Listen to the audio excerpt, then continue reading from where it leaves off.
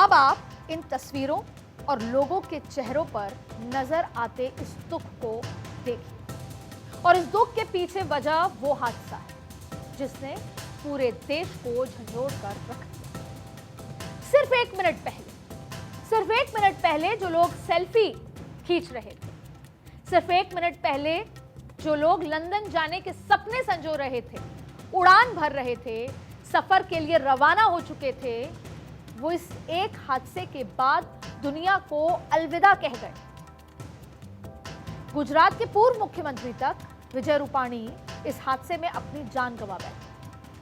भारत में विमान हादसों का वो काला अध्याय है ये, और मैंने और शायद आपने भी अपने जीवन में बड़े बड़े हादसे देखे हैं, लेकिन ऐसा हादसा शायद ही देखा। इसे आज हम सबको सबक लेने की जरूरत है। इतने डॉक्टरों का इतना कुछ किया है आज हमारे लिए, इतना करो कि बस मेरे भतीजे और मेरे मम्मी को मिला दो। तो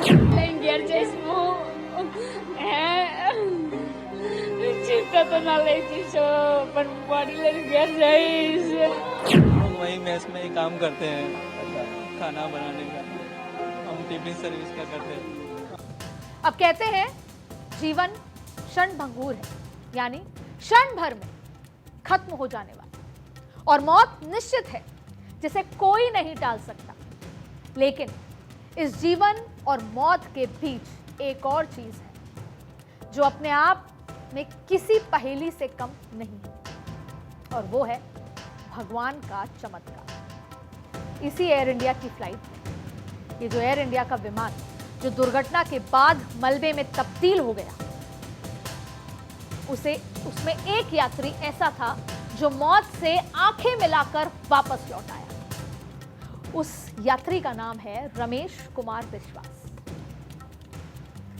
जो इस फ्लाइट में 11A नंबर की सीट पर बैठा था।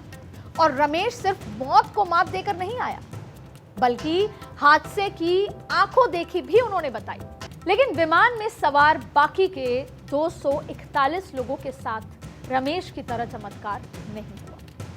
बोइंग का सबसे सुरक्षित विमान कहलाने वाला 787-8 ड्रीम लाइनर महज 625 फीट की ऊंचाई तक पहुंचा, और उसके बाद पायलट 3 बार मे डे सिग्नल भेजता है, यानी उसको प्लेन में खराबी की जानकारी महसूस होती है, फिर वो जानकारी आगे बढ़ाता है और 3 बार मे डे कहता है, और फिर विमान सीधे जमीन पर आ गिरता है और ब्लास्ट हो जाता है।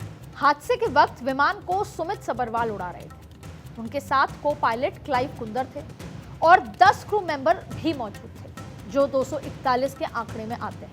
विमान के पायलट कैप्टन सुमित सबरवाल के पास 8,200 घंटे का अनुभव था।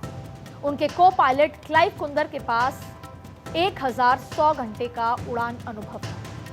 लेकिन जब विमान का सिस्टम पूरी तरह से नाकाम साबित हुआ तो यह अनुभव भी हादसे को टाल नहीं सका। और यह हादसा सिर्फ एक विमान की बात नहीं, बल्कि सबसे ज्यादा परेशान करने वाली बात यह है कि अहमदाबाद में जो विमान हादसे का शिकार हुआ, उसको लेकर बोइंग बड़े बड़े दावे करती थी।